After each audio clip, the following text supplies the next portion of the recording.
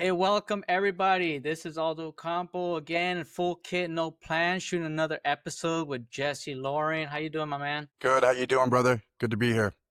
You know what? It was an amazing 4th of July. I'm glad I made it safe. I didn't burn nothing down. So how about yourself? Oh, same man. I'm glad we had a good time. Didn't burn anything down. Shot off some fireworks. Had some good food. It was an amazing time. Glad to be back. Yeah. Hey, and you know what? As we celebrate, I want to go ahead and introduce this week's guest, and her name is Jess Berry. Jess Berry, please introduce yourself. We want to make sure that people know about you and what you got going on. How you Yeah, doing? I'm good. I'm good. Thank you so much for having me on this week. I'm excited for our conversation. I haven't been on a podcast where I've talked more about the military side of things, so I'm excited for that. Uh, I've been serving in the Utah National Guard for a few years now, and outside of that, I do a lot of martial arts training and competing, jiu-jitsu, Muay Thai, and yeah, I love that. I love the outdoors. I love coaching people, helping people have breakthroughs and get outside. And yeah, I just love life, having new experiences, meeting new people. Okay, okay. So hey, you said it, you haven't spoken about the military in a while. So tell us a little bit, where you serve, how long you served, and a little bit about that experience for you and how that has potentially carried on maybe on what you're doing nowadays in business and what you're doing in MMA and coaching. Yeah, share a little bit. Yeah, so I enlisted when I was finishing up my bachelor's degree. I just went the enlisted route, even though I had my bachelor's, because both my younger brothers were serving in the Utah National Guard, and they just presented it as an option because I really didn't want to jump right into my master's. I was pretty burnt out with school and just looking for another option. And at that point in my life, I was also recognizing that the biggest path to self development was facing my fears. And actually, like, I'd never thought about joining the military. Honestly, it kind of scared me, and I was like, I don't want to do that. But they presented it. I was like, you know what? That scares me, so let's do it. And so I just joined, and yeah, chose an MOS where I was gone for a while. Actually learned a language with that. Um, MOS, and yeah, I've just been serving and doing things part time, of course, with the National Guard, but it's a big blessing. So Amazing. And you know what? And we'll get back. I wanted to bring, I mean, you're fearless, MMA, joining the military, you want to face some fears, right? I mean, I think it's about less than 20% of the military is formed by women, right? So, you had to do a lot, endure a lot and experience a lot. So, that's awesome. I'm glad you do that. And now as you're, getting into business and you're doing your coaching, how would you say that kind of has helped you? Is there any way that you would say, hey, you know what, because of this I chose to do something different, or because of that, I chose to bring it on or take part in, or how have you incorporated any kind of those principles, military background, into what you do now? yeah, thank you for reiterating. I definitely forgot the second part of your question. I have definitely been able to incorporate that leadership that started coming about through the military. When I went to basic training, I was a little bit older than a lot of the other girls and guys. Even I was like 23. A lot of them were just 18, 19-year olds, and that kind of set me apart as one of the, I guess, more of a leader. And I was actually just talking to a buddy about this. Um, he just enlisted, and he's quite a bit older too now. And I said, you're gonna have a lot of opportunities to lead by example. Um, and so I think that has been something I've carried with me into my regular, like, civilian life, is just leading by example. Because you can say a lot of things, but if your actions don't match your words, then no one's gonna want to follow you, no matter what you're doing. Definitely working to lead by example and being disciplined. I think anyone starting a business, like, you gotta be disciplined. It takes a lot, and just following through with what you say you're gonna do. And also, I'd say being flexible. Like, there's a lot of times in the military where you just gotta show up and things don't go according to plan, so you kind of just pivot and figure it out as you go. And that's definitely how I feel like it goes with being an entrepreneur as well. You just kind of figure out what works and keep going with it. Which, yeah, you segue exactly into my next question, right? Being an entrepreneur and being able to just fire, right, in military terms, what we would say, to being adaptable. But I was looking at some statistics about women-owned businesses and entrepreneurs, and that you guys form 42% of all businesses. Woo! Generating $1.9 trillion. So, as what made you go from, hard-nosed military, right? Drive on, move forward into what you do now. And then can you let us know what it is that you do now? Because I actually have to admit I missed an amazing session that Jess put together this past weekend. It was a evening of wellness and connection. So I have to be on the next one. But go ahead, you share a little bit more. Yeah, I'm definitely looking forward to having you at the next one. But so I do a lot of coaching and facilitation, and that involves one-on-one, or group experiences, whether that is just the workshops or retreats.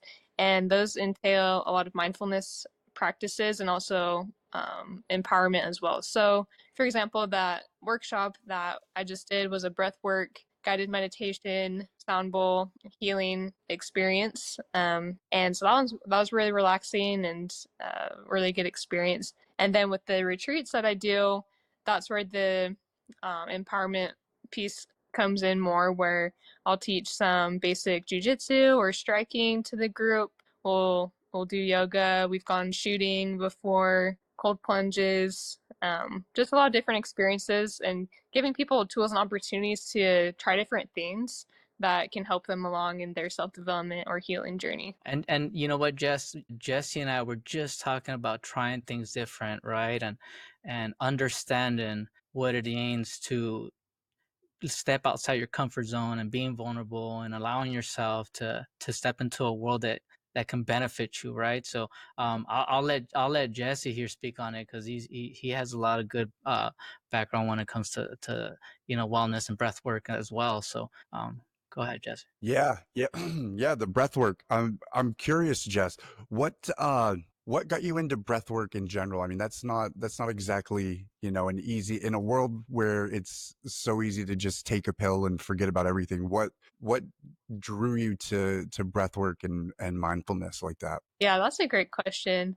I'd say just personal experience. I grew up with a lot of trauma and kind of just shoved it away for years. And then as I grew up and got into more like vulnerable relationships or even like leadership positions, like I think just life puts you in situations where stuff will come up and you're like, oh, actually, I'm not fine. So I got to figure this out because I really don't like feeling like this. I don't like being in survival mode. I don't like feeling panicked and afraid. And so you just kind of figure out what helps you to feel good. And I come from more of a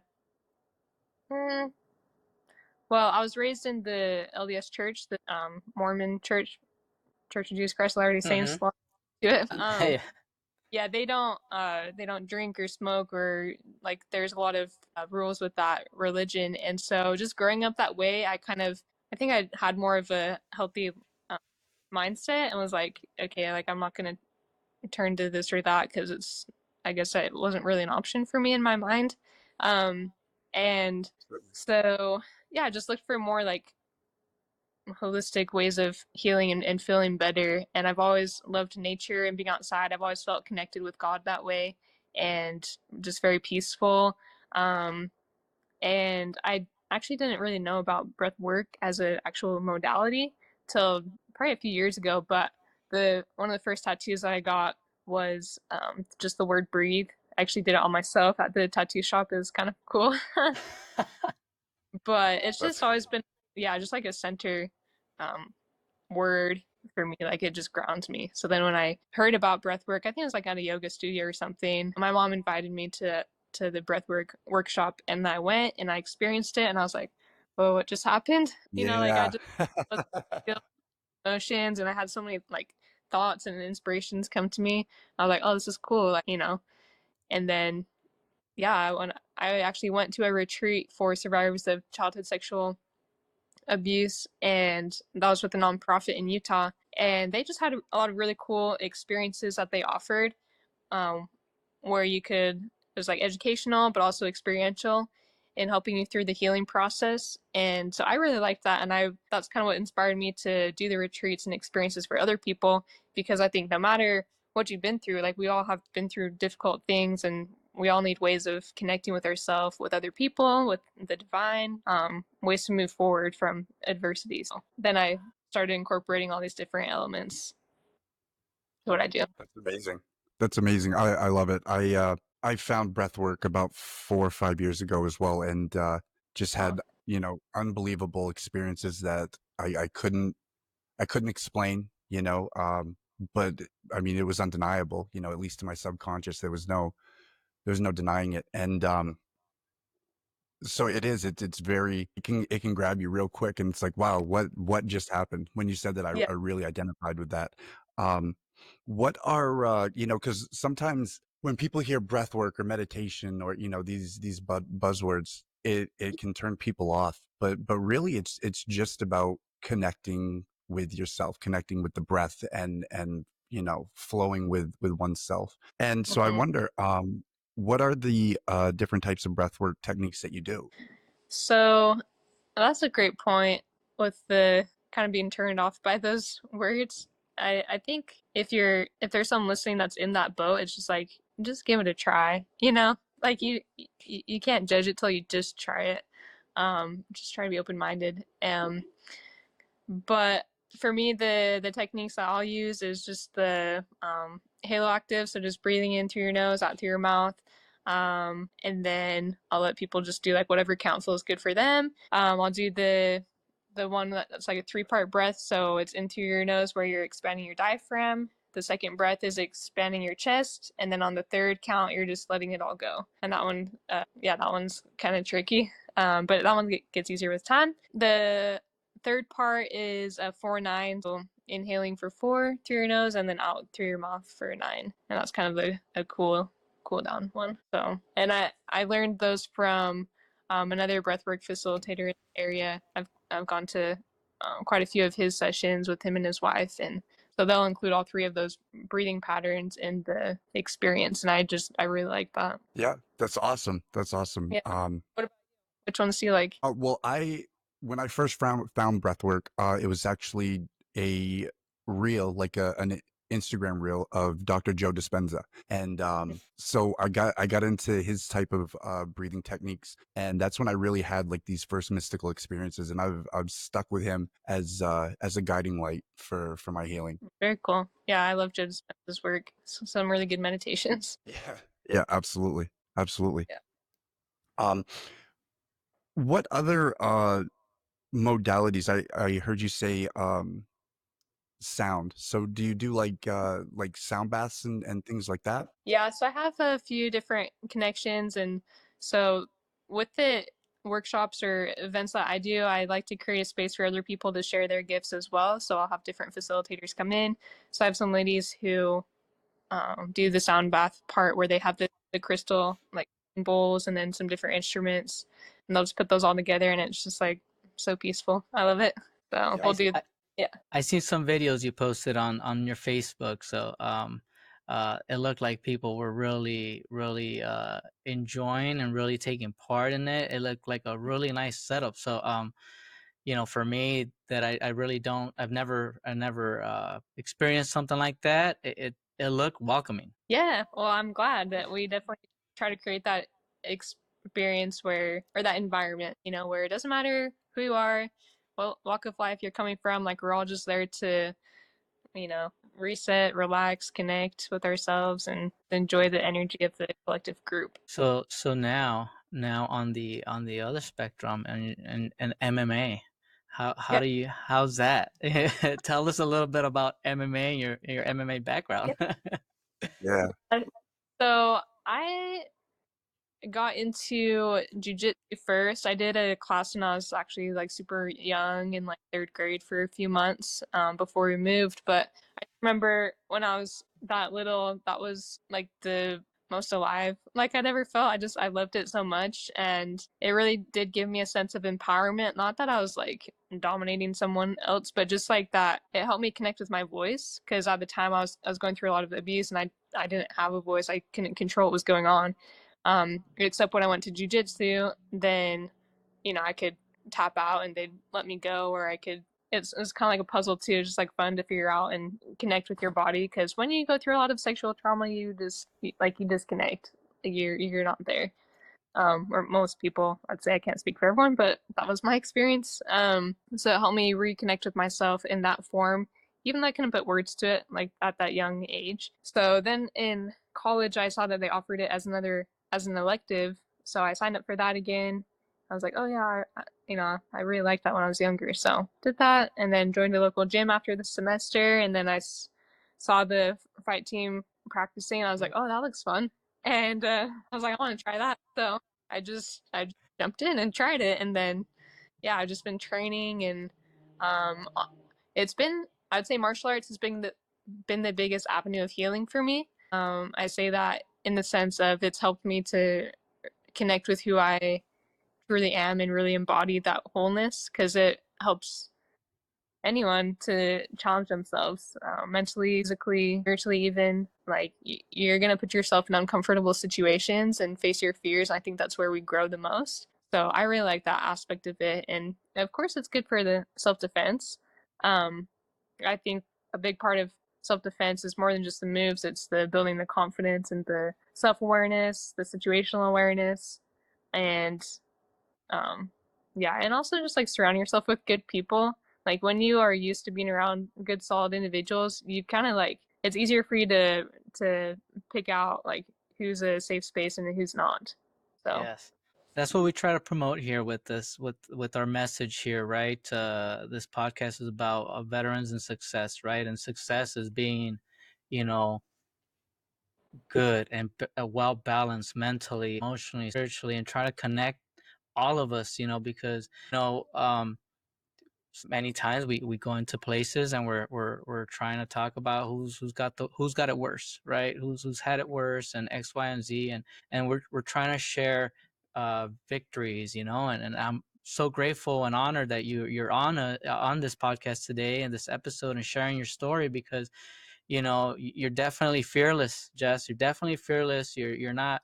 You don't shy away from a challenge. It look like you attack things head on. And I got a question regarding, like, how does it feel you right now as you share your experience, you share your story, you know, and women empowerment, and saying, hey, this is how I can navigate, this is how I can help you navigate, this is what you should do. And you know how does that sense of responsibility, knowing that whether we want to accept it or not, we do have that level of responsibility to serve, right? So how can you share a little bit about that and that experience? yeah, I'm really glad that you brought that up actually, because I'm a big believer that the experiences we go through in life, especially when we've gotten to that space of healing and overcoming a certain adversity, if you keep your mouth shut and you don't share what's helped you, like you're pretty much like inadvertently hurting other people. You're not lifting them up. I feel like we're all here for a reason. If we were meant to just go through life on our own, like we would just be on our individual planets, like we're here to help each other out.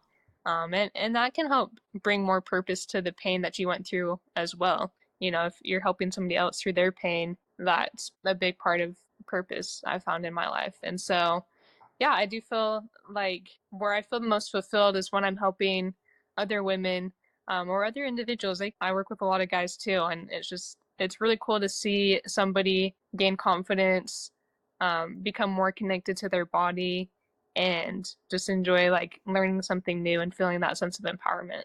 Absolutely. We're just speaking about that before you hopped on and joined us, that from a man's standpoint, we have these experiences where folks will reach out to Jesse or myself, right? And here we are thinking, like, there's a breakthrough moment, right? And then they shut back down, right? So being vulnerable, and you're right, we have to share our experiences, because we tend to think as humans, like, well, okay, like I want to guard myself, I want to shield myself, I want to protect myself is what we think we're doing, right? But the being vulnerable and allowing others to understand that they're not alone, and the more that we spread that word, we gain and galvanize, to create a larger positive ecosystem, because the environment is there, right? But sometimes we got to step out of our comfort zone. But as leaders in the community, as leaders in your space, and what you do, like, you have to carry that shield. You have to walk, you have to talk, you have to do, and like you said, you have to execute and take action. That's my point of view. That's how I view it. So yeah, so we have to share experiences, because then that'll help others, break through, come out, and speak up. Yeah, and one thing I want to add with that is a big part of shifting your identity from being a victim to the victor of your life, is taking ownership of what you go through and how you respond to it. Um, I think it's really easy to sit around and think like, why me? Why did I go through this? But I started seeing things as like, I chose this. Of course, I didn't choose to be abused. I'm not saying that, but I'm saying like, I think some part of my soul like chose um, to go through experiences that would allow me to fulfill my purpose here.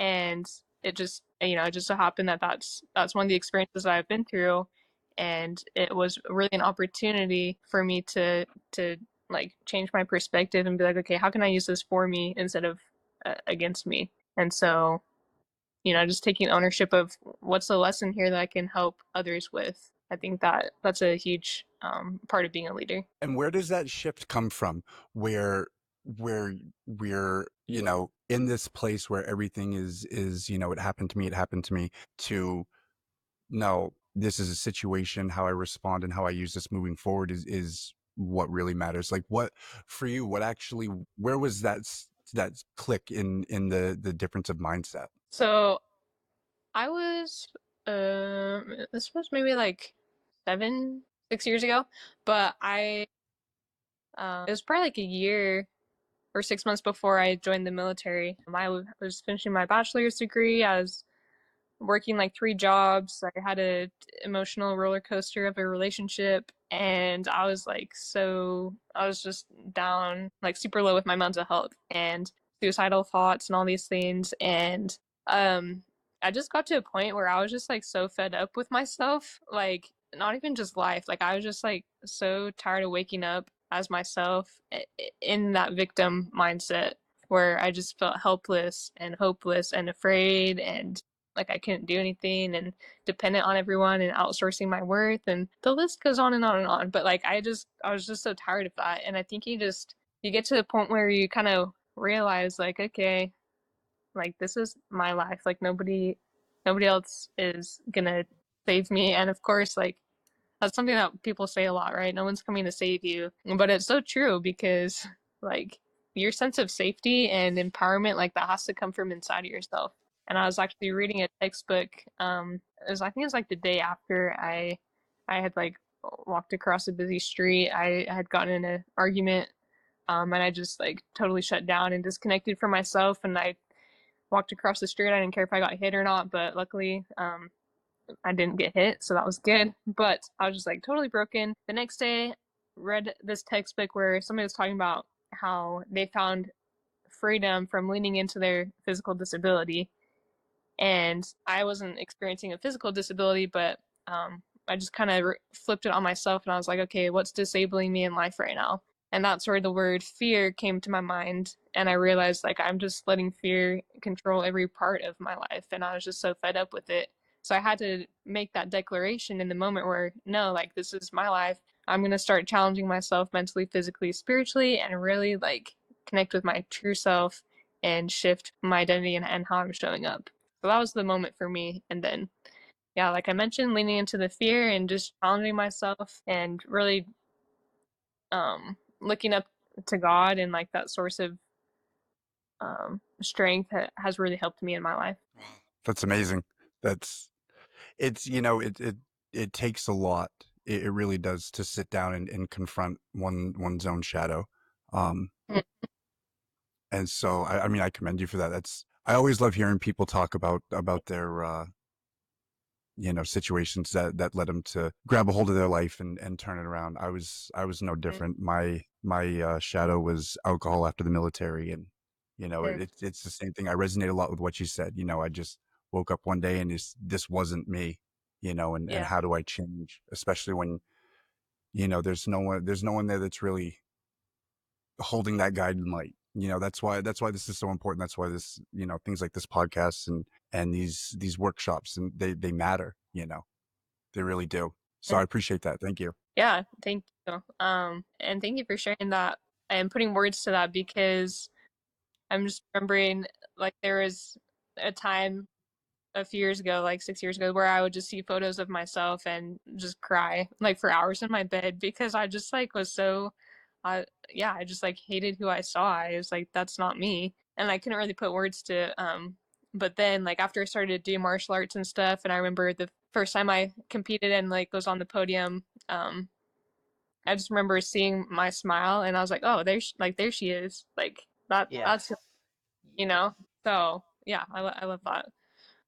Would you say breath work and other modalities have been helpful for you in reconnecting with your true self? Oh, no, I mean, no question. Before breathwork, I mean, I was on, a bunch of different pharmaceuticals and mood stabilizers and all kinds of craziness that just disconnected me more, you know. Mm, Um, and then the breath work, I got off all of that stuff, and the breath work helped me get off of everything. wow. And it started to really reconnect. Well, I had an experience in my bedroom on the floor. I laid down and did some really deep, breath work, and I felt myself like just leave my body and like look back at myself, and they were just, I mean, they were so real, right? Like it was so real. There's no other way to put it. And Yeah. from that point on, I couldn't go back. There was no way to go back. The old me had quite literally been removed from my vessel. Mm, And from there it was just I was curious. I became a student of holistic modalities. Um, and now I want to try everything. I want to push past all the fears. I want to, see how far I can take it. But that's, I mean, mm, that's one of the things with military people. I mean, we tend to like extremes on any side of the spectrum. It doesn't matter. And so now I've just switched it to, I want to see how far I can take this. yeah, in a way that's benefiting you, right? Setting you up for success. Right. Right. And like Yeah. you said, you meet really interesting people along the way, and the more that you lean into who you truly are, the people that aren't supposed to be there fall off, and the people that are, they find you. You know. Mhm. Yes, 100%. And we gotta understand too, reconnecting with like Mother Nature, earth, wind, fire, all of that, grounding, the sun, understanding how that affects you physically, and and really, it just there's so much out there that has nothing to do with what we thought we needed, right? Again, to Jesse's point, being in the VA with all these, disabilities.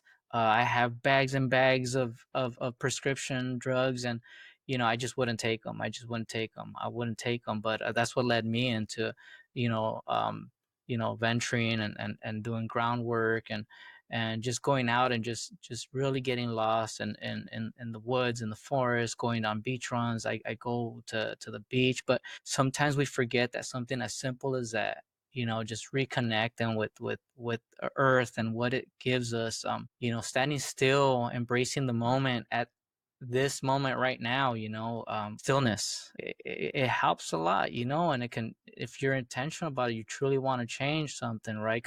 Jess, you mentioned it, right? You have to hold yourself accountable. You have to Mm, hold yourself accountable, and then drive forward. I mean, utilize that conviction if that's what you want to do, and um, stop making excuses. Stop making excuses, right? I mean, it's easy to go have fun. It's easy to go forget, right? But I wanted to bring up talking about having fun. I seen that you play the guitar as well. yeah, I play a few instruments. Yeah.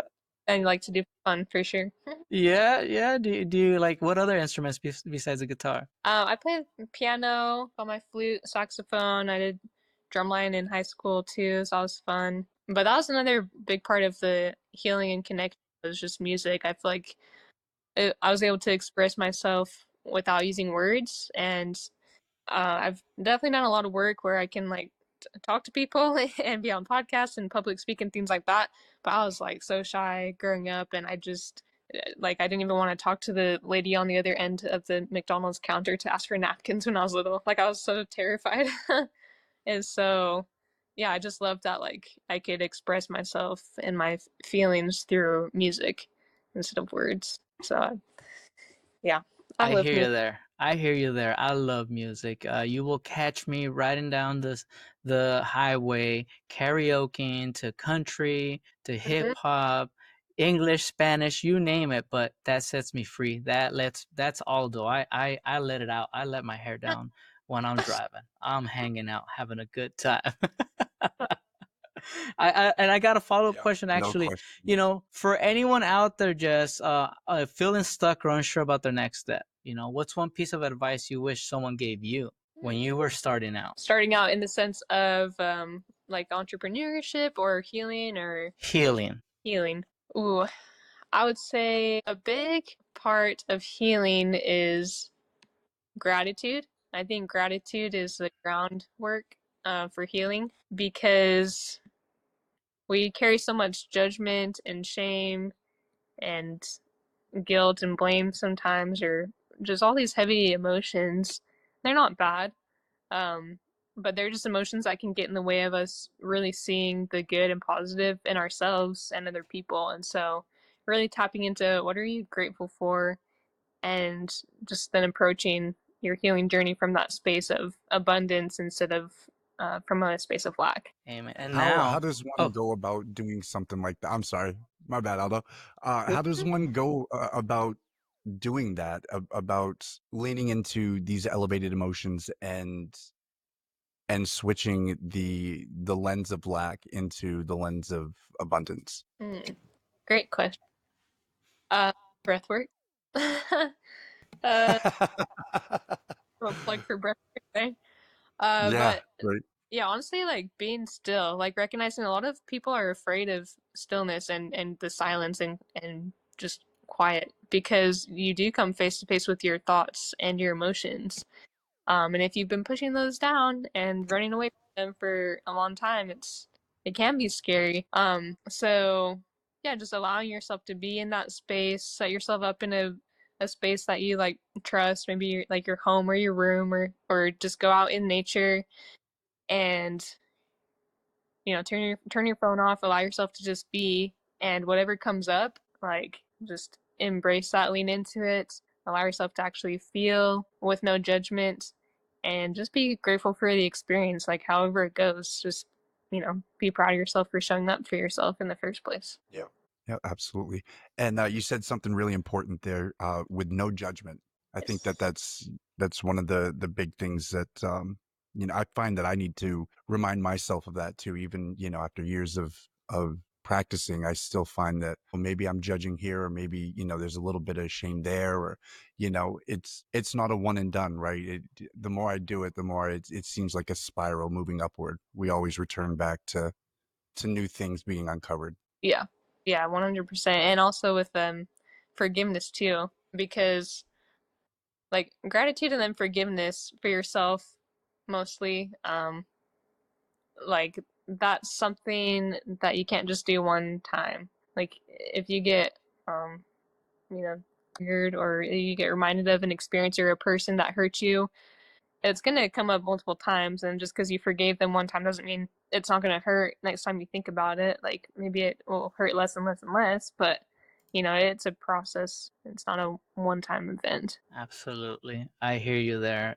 It's a we're never, completeness is not a thing. At least from my point of view, I feel like every day there's something we can work on.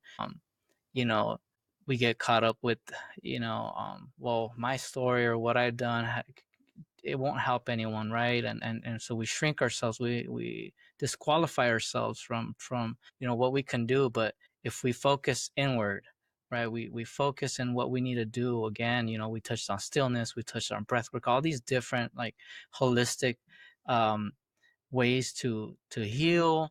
And then it it transcends in anything you do in life, right? Going back to being an entrepreneur, right? Like it's a reflection of who you are. Your business is a reflection of who you are. How you others feel around you. It comes from pouring into your own cup, right? But sometimes we forget. We think that, okay, I think I figured it out now, and then you forget that every day is an opportunity. Every day is an opportunity, right? And you don't got to go search for it. But when you get those triggers, when you get those little vessels, those little visitors, emotional feelings, whatever that may be, that's that right there is a point where you got to stop, think, breathe, and be okay. Why? Before Yeah. we act, right? And we tend to think that we need to do all these crazy things when, I mean, breathing, stillness, right? Groundwork. I mean, you just got to do it. So let's execute. Everybody out there, let's, you guys are hearing it, execute, just believe in yourself, allow yourself to care for yourself. That's my little 2 cents in there. Yes, I love that word allow. The more you allow yourself to show up, and to heal and to receive, that's a big one. I think it's easy to really push back against people helping us or support from other people, but that's one of the biggest shifts that I recognized in my own life when I started to allow myself to receive, and I'm honestly still in that. Like I'm learning that lesson right now about receiving and yeah, having that in my life. So that's something that can really bless you if you lean into that space of receiving and believing that you are worthy and deserving of receiving something. And just because you haven't experienced it yet doesn't mean that you're not worthy of it. So it's like changing that mindset and be like, okay, like I am worthy of it, and then you attract that into your life. Oh, wow, we can go on and on, especially talking about, changing that mindset. But I'm gonna let Jesse here give his closing remarks or last question. Jesse, hop on in, Yeah, brother, yeah. I because yeah, just we can go on forever, Jess. forever. Yeah, I Yeah. love these types of conversations. Um, but before we do wrap it up, I'm curious. Who are people or communities or things that you lean on, um, to continue on your journey like this as you move forward? Yeah. Definitely my home gym. I spend a lot of time there, like every evening for a few hours. So my coaches, my teammates, and then my family. It's easy to get caught up in work or trying to be like being an entrepreneur and doing all these different things. And it's easy to let those relationships kind of fall through the cracks. But really trying to prioritize like your family, the people who mean the most, and will have your back regardless of if you succeed or if you don't.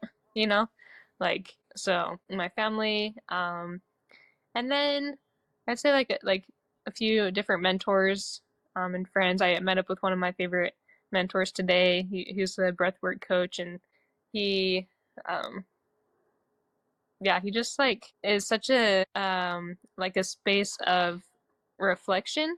I think like the more connections we have in our lives where they really provide a mirror into our true selves, like, and they're in tune with that as well, like those relationships mean the most. At least that's what I've experienced in my life. So really just yeah, people who are aware of, about themselves and where they're at in their journey and can help you see the best and also see your like areas of improvement. I really value those relationships as well. And then just like networking communities like where I met Aldo. Yeah, I always love meeting new people and just yeah. Get out of that comfort zone and surround yourself with the loved ones and like-minded folks, right? Yes, yes. Simply put, that's it. Yes. Perfect. Thank you. Hmm. Well, Jess, I want to say thank you as well for giving us your time, your attention. We're extremely honored to have you on this podcast, and for you have to be open and vulnerable with everybody. sharing your story. Hopefully it reaches some people, and I sure it will, because again, our message is strong. And that's why we host these episodes and these podcasts, so that we can galvanize, we can put people in front of people when, it might not be me, it might not be Jesse, but maybe, it's just that message resonated with you. So, you know where can people find you, Jess? So best place would just be my Instagram is Jess Berry official, and you can email me too. It's victorycoachjess@gmail.com. So my business is Igniting Victory. So Victory Coach Jess or Jess Berry official. Awesome. Well, again, pleasure having you on the podcast. Thank you so much. And hey, everybody out there, just remember, everything is there at your fingertips. You don't need to go out there and try to explore. Stand still, take some breaths, and understand that you got this. Victory is in your grasp. Thank you, everybody. Thank you. Thank you, everyone.